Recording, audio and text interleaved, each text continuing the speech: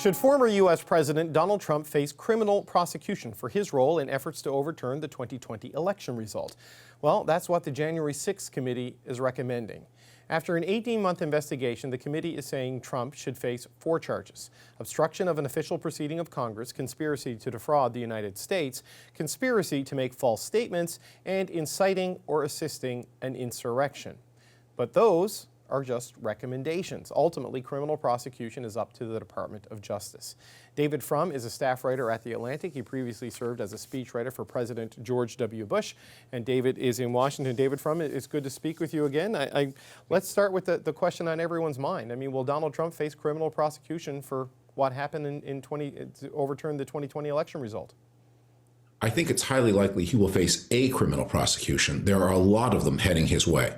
In addition to the prosecution, or the recommended prosecution for the events of January 6th, he faces potential charges arising from his abuse of his taking government secret documents with him to Mar-a-Lago. And he faces some state problems. In the state of Georgia, he faces state legal jeopardy because he asked the Secretary of State of Georgia to find votes for him. You know, it's not legal for politicians to approach elected officials and demand that they rig elections on their behalf. And he faces trouble in the state of New York. The state of New York has already convicted his company of criminal tax fraud.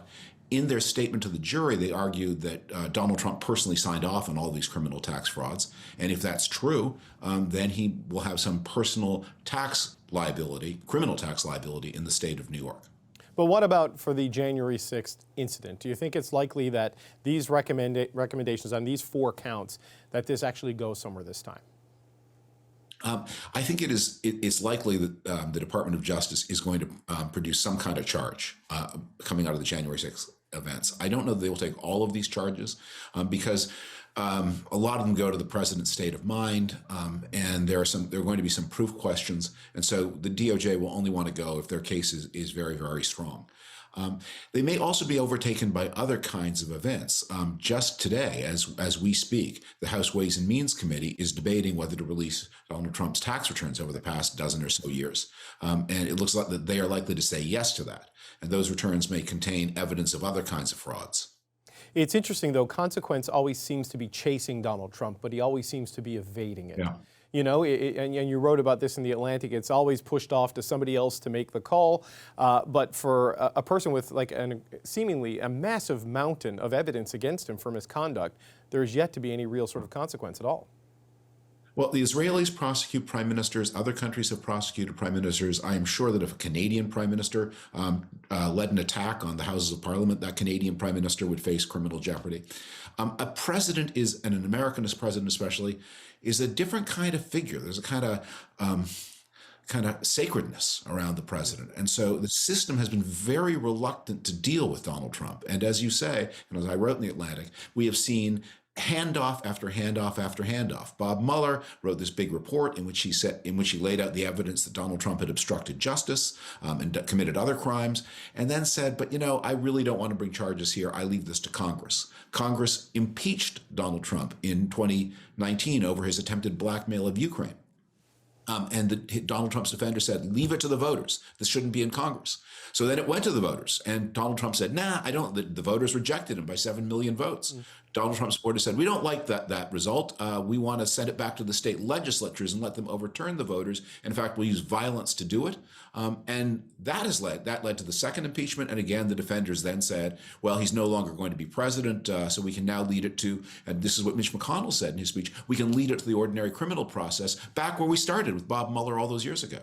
You know, he's a former president seeking to be a future president. So how does his pursuit of the Republican nomination potentially complicate this? Because does it make it less likely or more likely that the charges could come?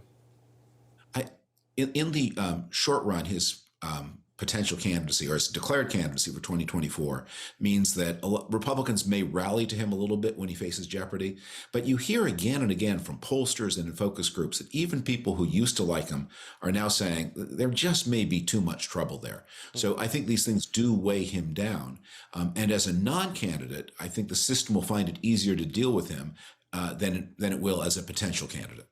There's a lot of There's a lot of restraint in the American political system when dealing with potential presidents. Right, and so there is that. There's dealing with the potential president issue, but I wonder if the violence we saw on January 6th, the threats of violence that have been espoused by his supporters, should serious action be taken against him in any way, if that gives the whole system pause, looking at this. Not because, just his, go ahead.